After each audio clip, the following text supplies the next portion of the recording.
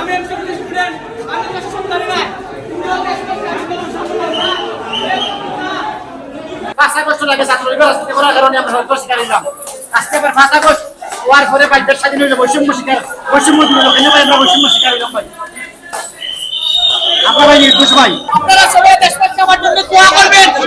আমি তো সন্তানি না, আমি তো সন্তানি নাই, আমার শিক্ষার্থী কষ্ট শিক্ষার্থী নাই, মেয়ে বলে নাই, বলতে না ভাইয়া, বাচ্চা বলে নাই, বলতে না ভাইয়া, শিক্ষার্থী বলে নাই, বলতে না ভাইয়া, শুধু ভাইয়া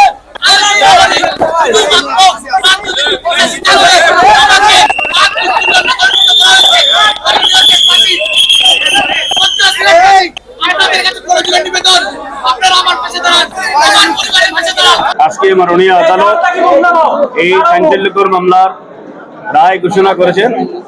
আপনারা জানেন যে এমসি কলেজ এই উপমহাদেশের একটা প্রাচীন কলেজ, এটা একটা ঐতিহ্যবাহী কলেজ, অত্যন্ত সুনামধন্য একটা কলেজ।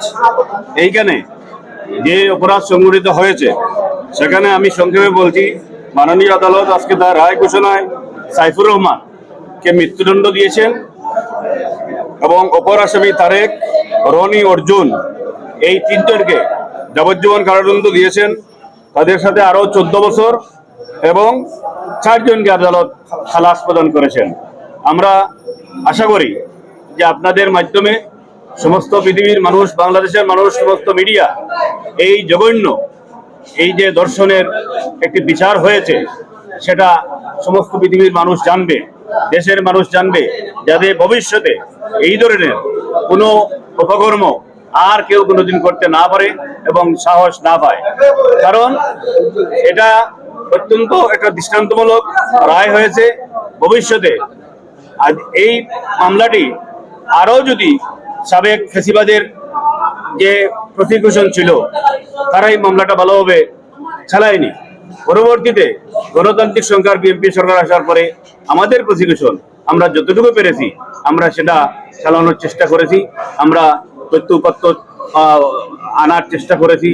ডিএনএ পরীক্ষা হয়েছে, সেখানে অনেকেরই আপনার বিভিন্ন ডিএনএ মিলে গেছে, বীর্যের তথ্যগুলো এসেছে।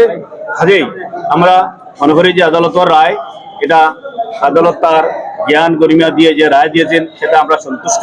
আমরা এই রায়ে আদালতের প্রতি সন্তুষ্ট। যেটুকু তথ্য উপাত্ত আদালতের কাছে এই পর্যন্ত বেঁচে আছে পলিটিক্যাল পরিবর্তনের ফলে, এর চেয়ে বেশি কিছু করা সম্ভব না। এই মামলাটাকে বহু আগে থেকে আগের সরকার এই দুর্বৃত্তদেরকে বাঁচানোর জন্য যে ধরনের উপকরণ, যে ধরনের ম্যালফাংশনিং করা দরকার মামলার ক্ষেত্রে সবই তারা করেছে এবং প্রসিকিউশন তার কোনো দায়িত্বই পালন করে নাই। এখানে টিআই প্যারেড বলে একটা শব্দ আছে, আপনারা জানেন, আইডেন্টিফিকেশন প্যারেড, আরো অনেক কিছু আছে। সময় মতো ডিএনএ টেস্ট হয় নাই, অনেক বিষয় আছে। কাজেই প্রসিকিউশন আগের সরকার এই দুর্বৃত্তদেরকে বাঁচানোর নানামুখী প্রচেষ্টা অব্যাহত রেখেছে, ফাঁকফোকর তৈরি করেছে। আমরা আদালতের প্রতি কৃতজ্ঞ। যেটুকু এভিডেন্স আমাদের কাছে আছে, যেটুকু আমাদের কাছে অবশিষ্ট রয়ে গেছে এবং আমাদের প্রসিকিউশন যেটা করেছেন তার ফলে আজকে 4 জনের শাস্তি হয়েছে, 1 জনের ক্যাপিটাল পানিশমেন্ট হয়েছে, 3 জনের যাবজ্জীবন হয়েছে, বাকি 4 জন ওরা খালাস পেয়ে গেছে। আমি আশা করবো এখনকার প্রসিকিউশন এটার ব্যাপারে আইনি পদক্ষেপ নেবেন এবং এটার ব্যাপারে উচ্চ আদালতে যাবেন, যাতে 4 জন আবার এটার মধ্যে এদেরকে ইনভলভ করা যায়, ইনক্লুড করা যায়, শাস্তির আওতায় আনা যায়। কারণ আমরা জানি এই 8 জন মিলেই একটা গ্যাংরেপ করেছে, সিলেটের মতো ঐতিহ্যবাহী জায়গায় কলঙ্কজনক অধ্যায় রচনা করেছে। আশা করি বর্তমান সরকার এবং প্রসিকিউশন এ ব্যাপারে যত্নবান হবেন এবং অপরাধীরা কোনো অবস্থায় চালা পাবে না বলে আমার বিশ্বাস।